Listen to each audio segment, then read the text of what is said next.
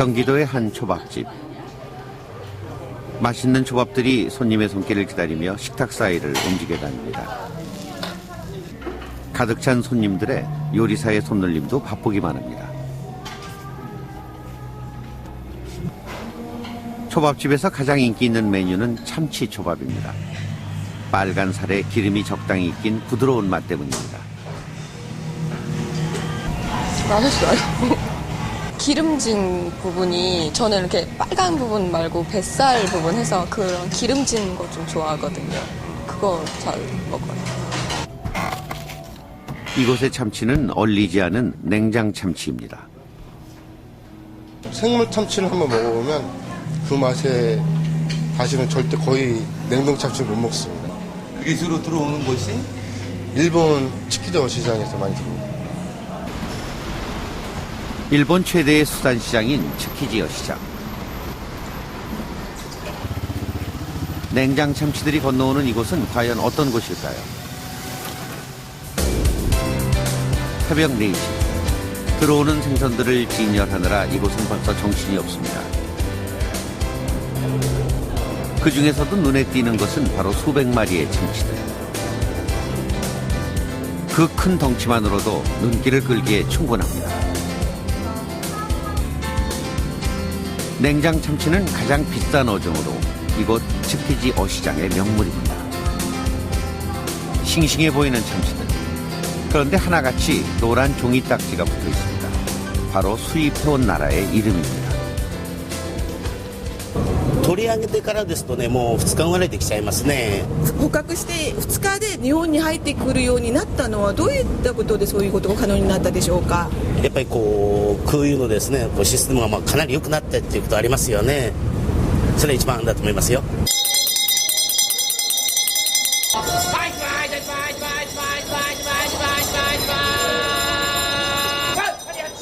경매가 시작되면 좋은 참치를 싼 값에 가져가려는 도매상들의 경쟁이 치열합니다.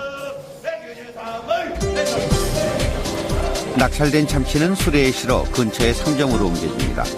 그리고 숙련된 전문가에 의해 부위별로 나누어지고 세밀한 해체 작업에 들어가게 됩니다.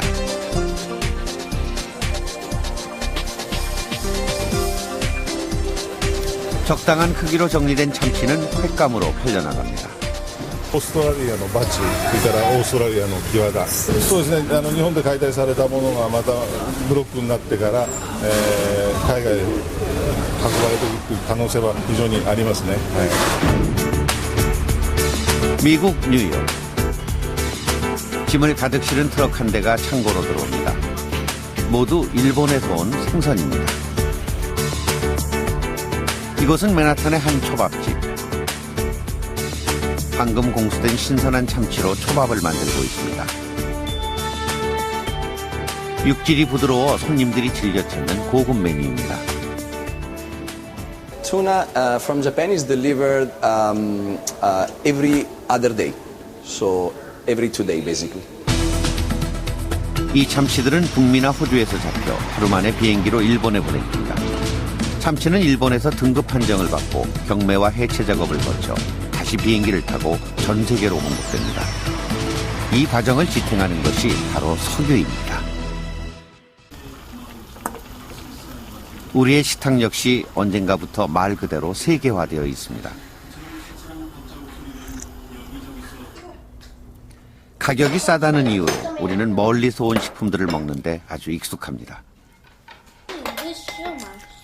우리 식탁의 먹거리들은 실제로 어디서 오는지 이 가족의 식탁을 확인해 볼까요? 연어는 노르웨이, 명태는 러시아, 오징어 조림은 페루 등 우리는 사실상 세계 모든 지역에서 온 음식을 먹고 있습니다.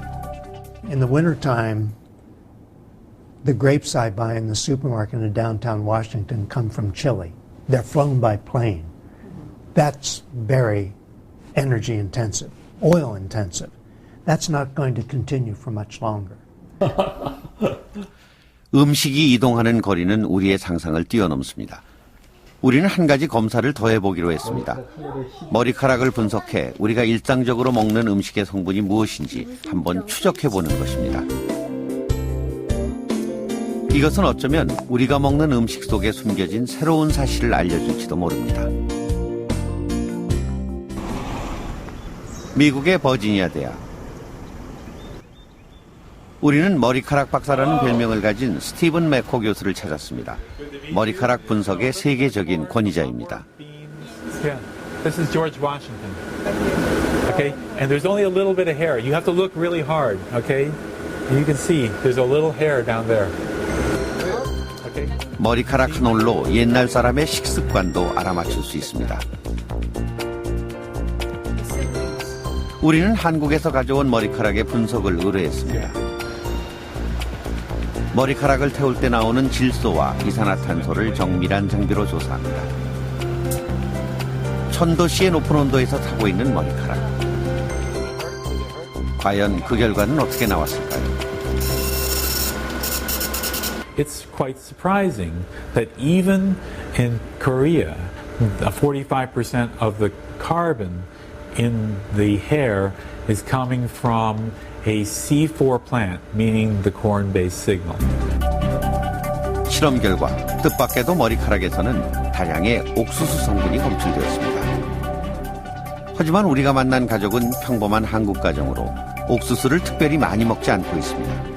그럼 어떻게 이런 결과가 나온 걸까요? But where you get those signals are from the milk and the cheese and the eggs and the meats that you eat that are all based around corn feeding.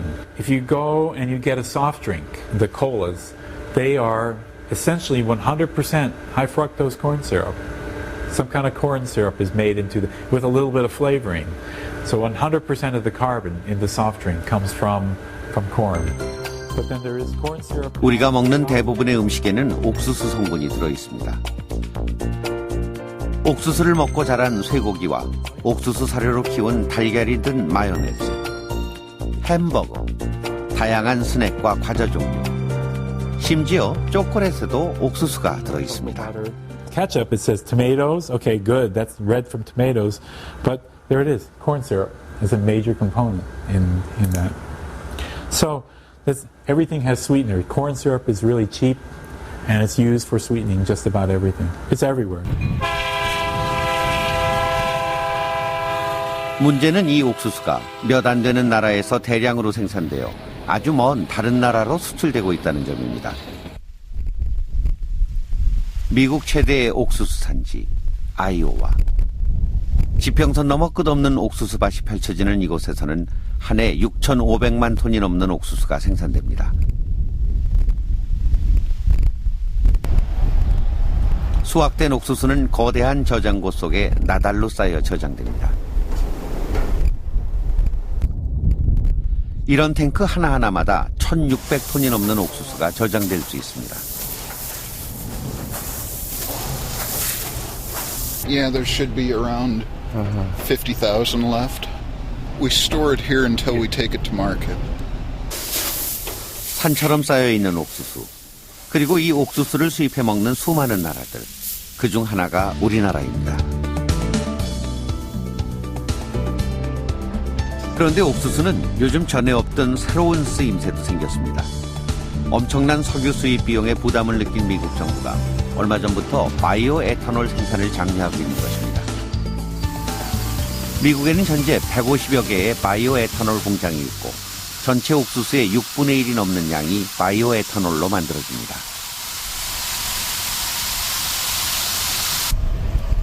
이렇게 만들어진 바이오 에탄올은 열차로 미국 전역에 수송됩니다. 그래서 이제 미국의 휘발유 대부분에는 10%의 바이오 에탄올이 섞여 있고 또 85%의 바이오 에탄올이 들어간 기름을 판매하는 것도 지난 몇 년 사이에 크게 증가했습니다. If I would have put a full tank, it probably would have been $55 here. But if I would have went to a regular one, it probably would have been $70, $80. So that's a big difference.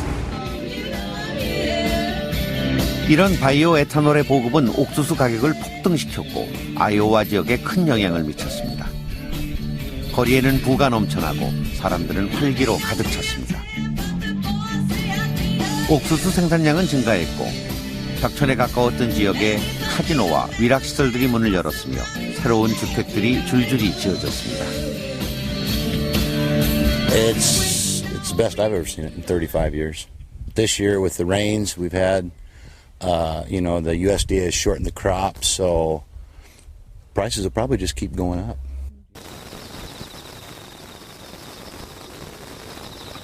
충남 부여의 한 마을. 옥수수값 상승은 국내 소사육 농가에도 영향을 미치고 있습니다. 마을에서 소 몇 마리를 기르고 있는 복연옥 씨. 암소가 오늘 송아지를 낳았습니다. 언제 낳았대요? 새벽 3시에 났어요. 어떻게 좀 소 키우시면 좀 보탬이 되시나요?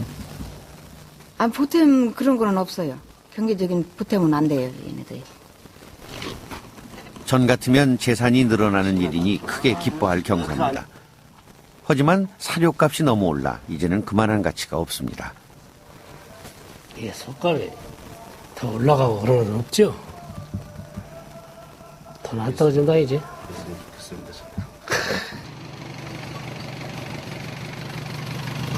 인근에서 소 200여 마리를 기르는 조승훈 씨. 옥수수값 상승 때문에 올해 들어서만 5번이나 사료값 인상을 겪어야 했습니다. 푸드당 1,600원. 작년에 연초에는 6,500원 정도. 6,500원?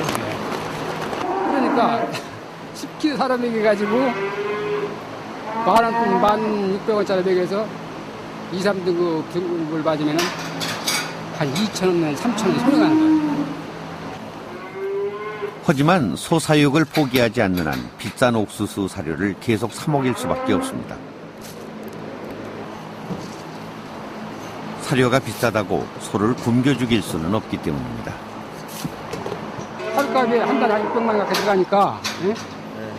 이게 뭐 소를 이제 계속 팔면서 이제 사료 건 가지고 사료를 사 먹이면서 이렇게 여름에 건질 수밖에 없단 말이에요. 조승훈 씨는 이제 얼마나 버틸지 장담할 수 없다고 했습니다. 미국 쇠고기 수입으로 속값도 떨어져 우리의 먹거리를 담당하는 축산 농가는 위기에 처해 있습니다. 지난 봄 세계를 강타한 식량 위기. 옥수수 가격이 폭등하면서 촉발된 이 사태는 우리에게 식량과 에너지의 관계에 대해 다시 생각하게 하는 계기가 되었습니다. We used to have a food economy and an energy economy. Now those two are beginning to merge. Problem unlike any we faced before, where people and cars are competing for the same grain supplies.